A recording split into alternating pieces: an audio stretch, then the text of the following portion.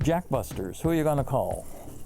Is a original Amiga t-shirt, very rare. This was actually from Workbench 2.0. Computer people at that time were, had a bad sense of humor.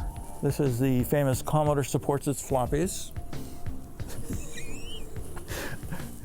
I was actually still working on 64 and +4 things, and I was working with various companies like Infocom to help them port their stuff to the C64 and the +4.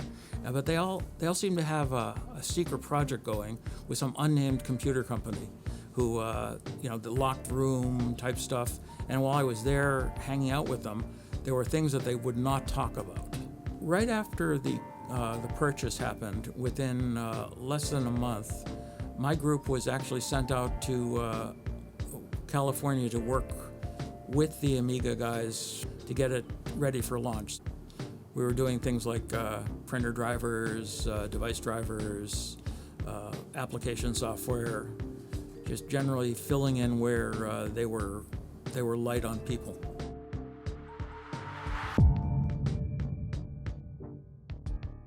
Well, revolutionary at the time was its multitasking. A lot of the internal concepts, libraries, devices, and so on, were just much more advanced than most home computers had at that time.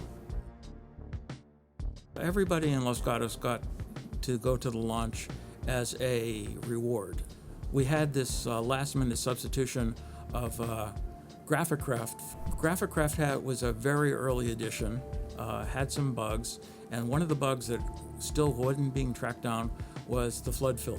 You could start a flood fill and it would flood, fill the screen, and then keep going and fill all of memory, and so crash the computer. And so during the demo, during the training when Pariseau trained Andy Warhol, don't do the flood fill. And naturally during the demo, the live demo, he does the flood fill. The rows of engineers, we were all sitting together, we were, oh no, because we knew this couldn't work, but somehow it did. It did not crash the machine. And that's just one of those miracles that happen.